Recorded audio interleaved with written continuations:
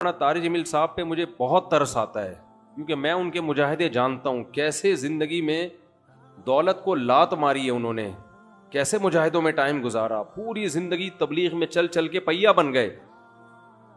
آج ہر دوسرا آدمی یہ لینڈ کروزر میں گھومتے ہیں، یہ بھائی وہ کروڑ پتی خاندان میں پیدا ہوئے ہیں، پھر بھی انہوں نے دولت کمائی نہیں، جو کچھ ملا باپ کی وراثت ہے۔ تو اس پہ کیوں تنگ کر رہے ہو کسی کو؟ آخری عمر میں، بڑھاپے میں ان کا احترام کرو۔ کوئی علمی کسی پہ کوئی اعتراض ہے تو وہ شائستہ انداز میں بیان کر دو۔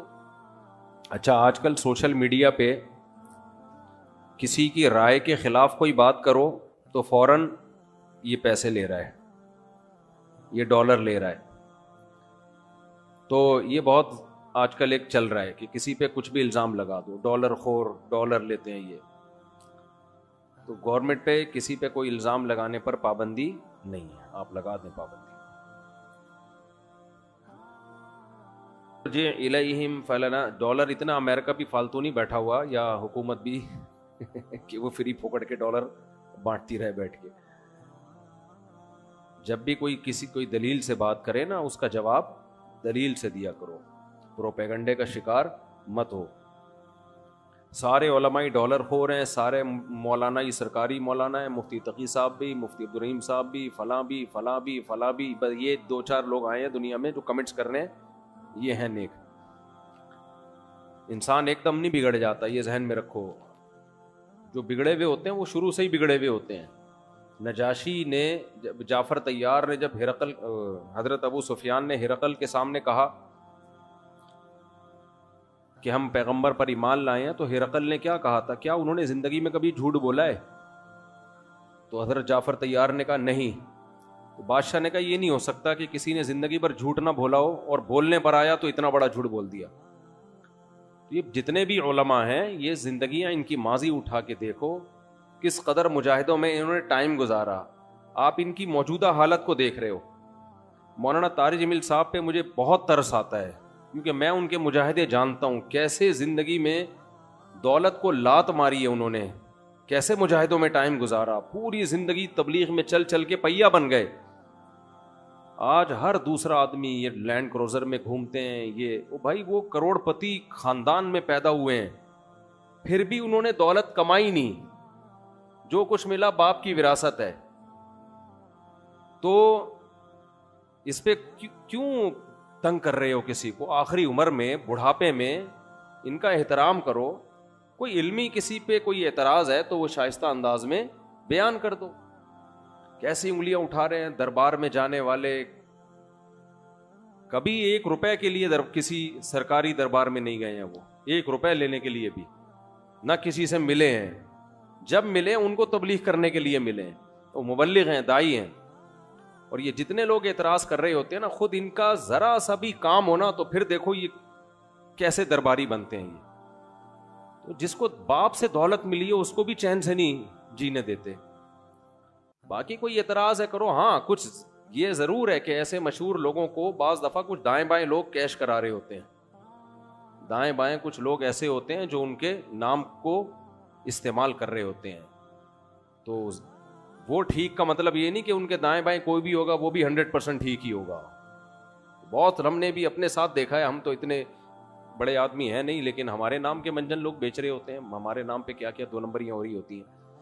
لیکن مولانا کو ہم ذاتی طور پہ جانتے ہیں، سخاوت کا دریا ہے، غریبوں کے لیے، مساکین کے لیے، اخلاق ان کے دیکھو یار، اتنا حوصلہ، اتنی برداشت میرے اندر تو نہیں ہے، صحیح بتا دو۔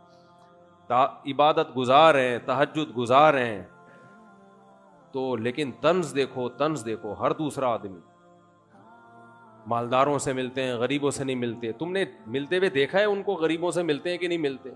ان کی ویڈیوز آ جاتی ہیں جب دولت مندوں سے مل رہے ہوتے ہیں۔ ٹماٹر والے سے ملتے ہیں تو کوئی ویڈیو نہیں بنا رہا ہوتا، کیونکہ پروگراموں میں ویڈیوز بنتی ہے نا، ہر جگہ تھوڑی ویڈیو بنتی ہے۔